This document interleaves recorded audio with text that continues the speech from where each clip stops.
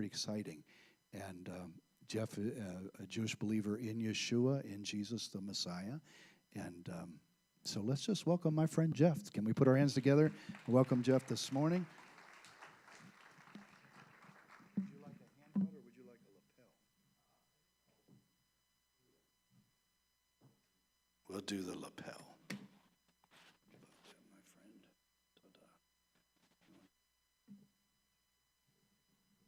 If I get a volunteer to pass these out, that would be great. So I need some guys to volunteer. This is some information about his ministry. So could I get some of our guys to come? Let's pass these out. Thank you. Thank you, guys. Thank you so much. Well, Shabbat Shalom. I am much more comfortable sort of hiding in the back playing piano than talking, so kind of forgive me. But yeah, I've known Rabbi, for almost 30 years. We went to Tikvat Israel in Cleveland, Ohio together. And there were a couple of us who had a special love for music and wanted to create music from a messianic perspective. So we formed a little group called Voice of the Shepherd. Unfortunately, the original founding woman of the group has gone home to the Lord, but we're grateful that Valerie Joyce Diaz has been able to be with us. But we'll talk about that in just a second. But if we could put up slide number 1. Nobody wants to see my name. There we go. Except for specific slides, we can just kind of keep that up there. So, as I said, I've known William for a very, very long time. Just quick background, I've got 15, 20 minutes to talk, so I'll try to keep it relatively short. I've been a Jewish follower of the Lord for almost 40 years. Did not grow up with him. Grew up in a non-religious Jewish home. My father had come over from Europe just before the Second World War with his grandfather. And if he had come a few years later, I wouldn't be standing here. But so when they moved to Cleveland, my grandfather was an Orthodox Jew. And the few times that I got dragged to their temple was a little bit different than here. The men and the women sit together, absolutely no music. Everything is in Hebrew. And as a young child, it just felt so alien and empty to me. It felt like a Hebrew lesson, but it was in another language I didn't speak. One thing led to another. As I got into my 20s, I started to have this secret love for Yeshua, and I thought there was something wrong with me because I was Jewish. What does he have? What do I have to do with? I didn't know back then, and I don't know if we're of an age. Probably some of you have seen it as well. They played the Jesus of Nazareth miniseries on TV, and it didn't occur to me then that Jesus probably didn't have blue eyes and long blonde hair, but even so. It was the first time I got to see him. And I had a Christian friend who I was able to talk to about the Lord. And to be honest with you, as family, I felt that if Jewish people knew that I was interested in somebody else's God, they would think I was a traitor. And if Christians knew that I was interested in their God, they would think I was Meshuggah because I'm Jewish. What do I have to do with Jesus, right? I didn't know back then. And a number of things happened. I had a really, really close friend die in kind of a suspicious accident. And so I went to her funeral. And so I'm a Jewish guy in a Catholic church wearing a yarmulke. And at the end of this service for my friend, they call people up for communion, which of course I had never done. And I don't know what prompted me to do it right then, but I got to the back of the line. I'm wearing a yarmulke because I don't want to do anything wrong. And so this line goes on forever. So I get to the front, and there's this little Catholic priest there. And I didn't know what to do because I had never done this before. So I leaned over and I kind of whispered, Father, I'm Jewish, but I really love the Lord. And he looked very confused. And so what seemed to be ages, but probably was only a matter of a couple seconds, he leaned over and whispered in my ear, because he was giving out communion, "Okay, I'll do it, but it doesn't count." You know, anyway, and then shortly after that, my friend said, "You ought to go to this. There's this place in Cleveland. There's other Jewish people who seem to like Jesus. Maybe you ought to check it out." And so I went to Tikvat Yisrael, but just before I had done that, my friend said, there's this guy, he plays music from the scripture. You ought to go see him. He's Jewish. I said, "What's his name?" "Marty Getz." And Marty's since become a good friend, but back then I had never heard of him. And so I walk into a room, and I was absolutely dumbfounded, because there were people wearing yarmulkes sitting next to people. I'm going to switch you out. Okay. That microphone is echoey and it's getting feedback. I'm going to put you on this one. That's fine. Right? Oh, I'm more comfortable with that anyway, so. Okay, I don't know how to get, there we go.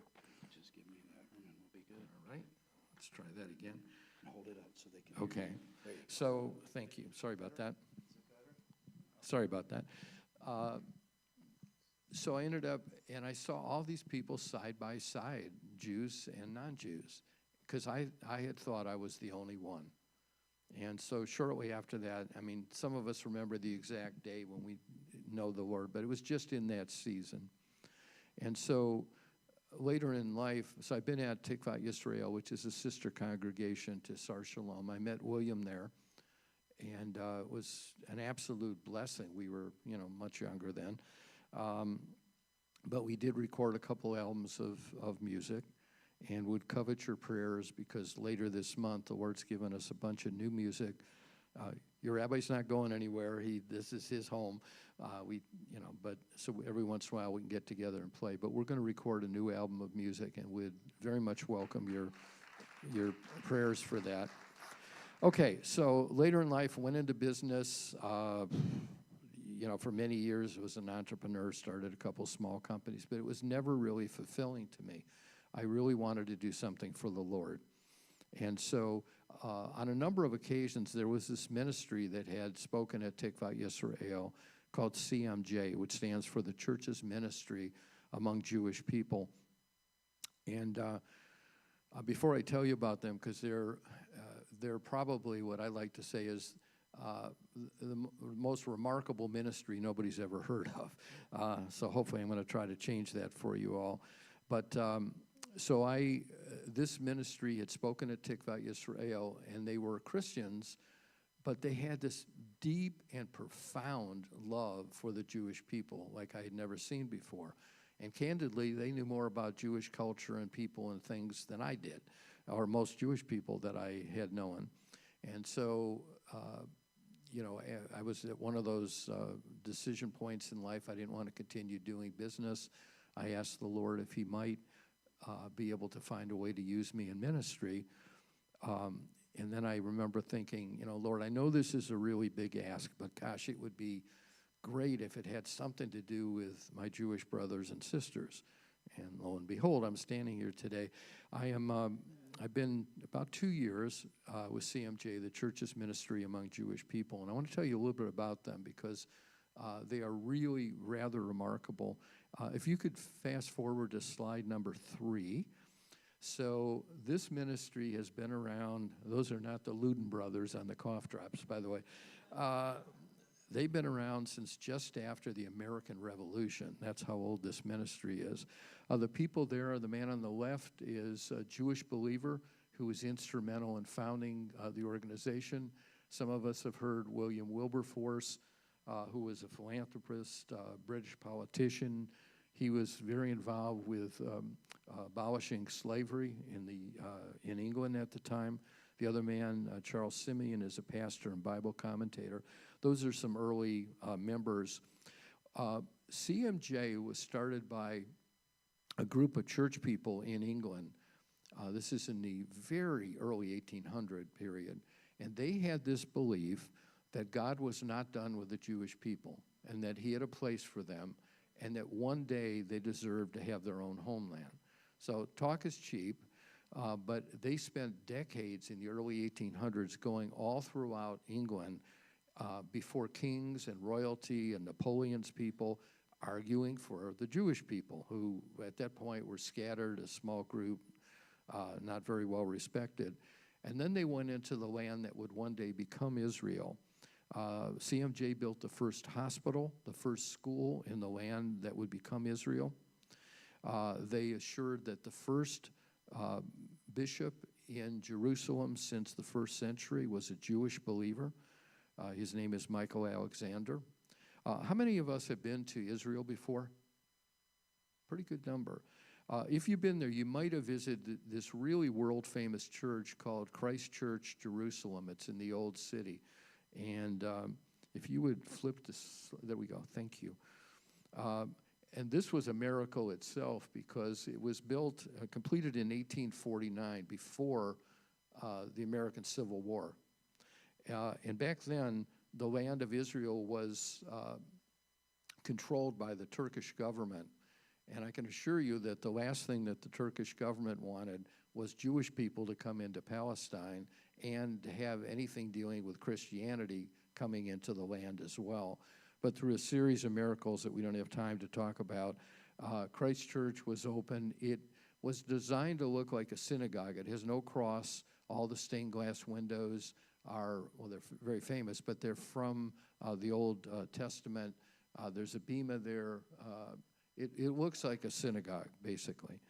So most of us have never heard of CMJ before. We've all heard of Jews for Jesus, of course.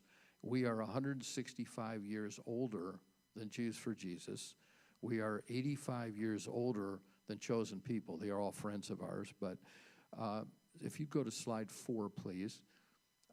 So we've been around for 215 years. These are some of the places that we've been in. And the purpose and focus of CMJ is a couple things. It's to teach the church the importance of the Jewish people, loving the Jewish people, respecting them, understanding the Jewishness of the Scriptures. Because if this was 2,000 years ago and we were in a room together, people would be saying, what are you guys doing here? You're not Jewish, right? But today, because I'm Jewish and I believe in the Lord with all my heart, people look at Jewish people who believe in the Lord as they're crazy. So things have changed quite a bit. So our mission is a couple things, is to work through the church and teach the church about the importance of the Jewish people and the land of Israel. If you go to slide 7, please. So why are we focusing, or why am I talking to you about Jewish people today? There are about 15 million people in the world who are Jewish, give or take. Of those, nearly half of them are located in the United States, and they are one of the largest unreached people groups, and they are very, as I'm sure many of you who've tried to talk to Jewish people about the Lord, let's just say they're not too welcoming and too interested in it, to put it mildly. So what we have decided to do is to work through the church to teach, educate the church and the people in the pews, because one of the amazing things is there have been some studies. What do you think the number one way the Jewish people come to know the Lord is? It's not because they ran into somebody from Jews for Jesus and got handed a tract or something like that, which often does happen, but it's because somebody exactly like you, those of you who are not born Jewish, had a relationship with someone who's Jewish and had the courage to speak to Jewish people about the Lord. But the challenge tends to be, I don't know if this has happened to you, it's happened to me, and certainly in our congregation. How many in this room know someone who's Jewish, whether it's a neighbor, a friend, a coworker, your doctor, your accountant, your attorney, whomever it is, and you're praying for that person to one day come to know the Lord? I think many of us do that, but it's fairly rare that Christians step out in faith and talk to a Jewish person about the Lord because they don't necessarily know what to say. They're afraid they're going to say the wrong thing, be culturally insensitive, and so forth. So in a moment, I'm going to mention some materials that we have that are absolutely free. We'd love you to have them and use them. So in a moment before we take an offering, please fill out that handout because we'd love to stay in touch with you, have you get our newsletter, which includes information on the ground in Israel. Today, CMJ is in 10 countries, the United States, England, UK, and they're very, very active in the land of Israel. We have a mercy fund. We help the poor and the needy in Israel. We still have our Christ Church. We do tours to Israel, that sort of thing. If you go to slide 15, another major focus is that we want to inform the church about the importance of taking a stand for anti-Semitism, against anti-Semitism, rather. Because if the church doesn't do it, who's going to do it? And there's that old saying about, I didn't care about so-and-so when they came for them because I wasn't whatever the group was, and I didn't care for them because I wasn't in that group, but then they came for me. In slide 16, as we all know, anti-Semitism has just absolutely exploded ever since October 16th. And Jewish people, by and large, are scared. Their world's been knocked out from underneath them. They need the love of their non-Jewish neighbors more than ever. And they're also more open. I'm in dialogue with someone who is an Orthodox Jewish person.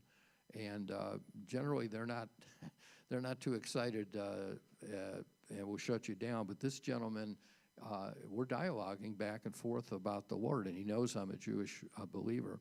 So another major focus of CMJ is teaching the church how and the importance to stand up against anti-Semitism. Another one in slide 22, there's a phenomena going on right now in the Jewish world, which is that in the last 25 years, of the Jewish people who've gotten married in the last 25 years, more than 60% of them have married a non-Jewish person. And if you take the Orthodox community out of it, it's more than 70% of all Jewish people in America have married someone who is not Jewish. And so we want to teach the church the importance. How do we reach out to our mixed couple, Jewish interfaith couples? I happen to be in one. And you can imagine in your own marriage, there's enough challenges and points of friction. But imagine being in a marriage where, hey, do we celebrate Easter or Passover? Do we celebrate Hanukkah or do we celebrate Christmas? Do we send our kids to a Jewish day school or a Christian school? The potential for problems are endless. And if you know somebody who is in a Jewish-Christian relationship, we've got some great information that you can use. And then we're coming out, slide 23, please, with something in about 3 months called the Emunah course. How many people have taken the Alpha course, by the way? There's always been a need, I feel anyway. The Alpha course is great, but it's not going to be comfortable for a Jewish seeker to go to because it has nothing to do with the Jewishness of Christianity. And so we're coming out with the Emunah course. Emunah is the Hebrew word for faith. It's a 10-week dinner and discussion course that you can invite people to. I'll chat with Rabbi Williams, see if you guys might want to do it. But it's got many areas in there. It talks about why is God called the God of Abraham, Isaac, and Jacob? Why would a good God allow things like the Holocaust and anti-Semitism and suffering to occur? What is the Messiah? Could Jesus be the Messiah? And it's got all this really rich information, but it's designed to be fun and educational, not over people's heads. And then lastly, in slide 28, we have our own, it's one of the oldest tour companies in the world that we do tours to the Middle East, especially to Israel. Unfortunately, just sold out, but we are doing a tour this October to Greece to retrace the footsteps of Paul in Corinth and all the other cities that you read about. So very briefly, to keep to my allotted time, I just want to share a little bit about the free resources that we would like to send to you and make available. First, we'd love you to sign up for our newsletter. In addition to talking about what's going on in the world of how to reach out to Jewish people and the like, and what's going on in the church, there's live updates about what's really going on in Israel, because we've been in Israel longer, literally, than anybody. including the Israeli government. We have a terrific piece. If you are ministering or praying for someone who's Jewish, we have a piece, and these are all free to you because of William. We have a piece called The Secrets of the Dead Sea Scrolls. Just real briefly, the scrolls were found about a month before Israel was formed. And the backstory of how they were found is quite remarkable. Many years ago, Sid Roth interviewed the professor who kind of scandalized academia. Before the scrolls were available to all of us, they were kind of hidden away. There was a small group of scholars that were studying them. And this Jewish professor was one of a handful of people that had access to the unpublished Dead Sea Scrolls. There were photographs taken because they're very fragile, and he basically just released them to the world. He felt that they belonged to the Jewish people in the world. They should have been shared, but big scandal at the time. But so the Secrets of the Dead Sea Scrolls includes the interview and backstory of how the scrolls were found. Just one quick anecdote. The very first day that the Dead Sea Scrolls were held by a Jewish person since the 1st century in Qumran, down to the exact day, happened to be on the precise day that the UN voted to create Israel. The chances of that being a coincidence are trillions to one. There were 100,000 days between the 1st century and that day, but that was the day. And the Dead Sea Scrolls also talk a lot about things like Isaiah 53 and the Messiah. So in this piece that we'll give to you, The Secrets of the Dead Sea Scrolls, it's something where, let's say you want to talk to a Jewish person and you're uncomfortable, you could say something like, I've read this really interesting article about the Dead Sea Scrolls and how they were found and how they tie into the foundation of Israel and so forth. I'd love to give you a copy. So now the Jewish person who doesn't want to hear anything about Yeshua in the privacy of their own home is reading this story. And then I'm paraphrasing, but it says basically, hey, Jewish person who's reading about the Dead Sea Scrolls, the Dead Sea Scrolls talk about something called Isaiah 53. Perhaps you've never heard of Isaiah 53, which they probably haven't. What is that?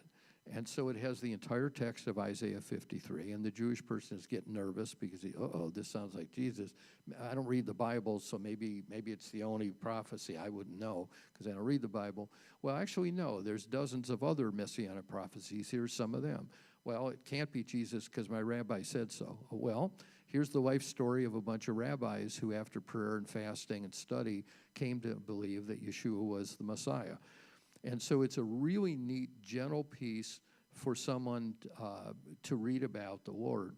We also have a piece called How to Talk to Jewish People About Jesus, and we have a variation of that, How to Talk to Anybody About Jesus. And if you have someone who's Jewish that you've been praying for, or I don't know about you, but I suspect most of us in this room have a loved one, a family member, a friend, or someone who we've been praying for months, years, sometimes decades, to come to know the Lord. On the last CD that William and Valerie and I did, there's a little song called Faithfully on there that talks about the pain of coming back from like a service like this one.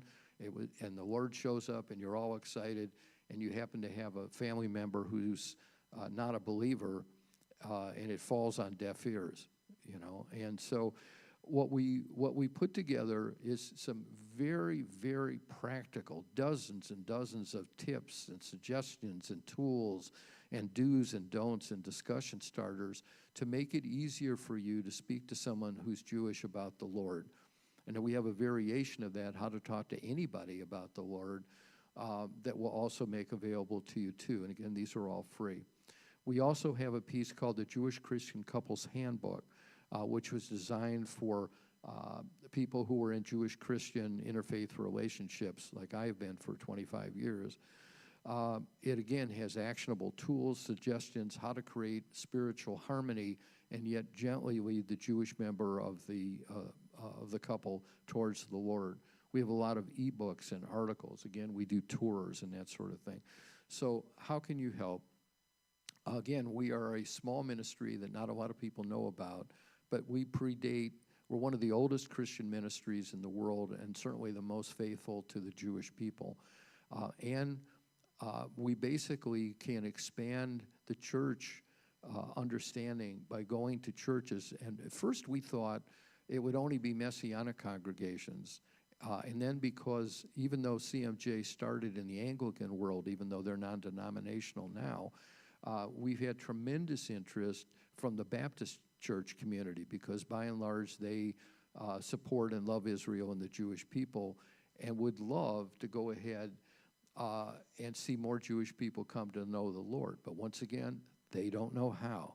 You can't go up to someone who's Jewish and basically say, gosh, Christ did so-and-so for me, and start spouting scriptures from the New Covenant to somebody who's Jewish who doesn't even read the Old Testament, the Tanakh.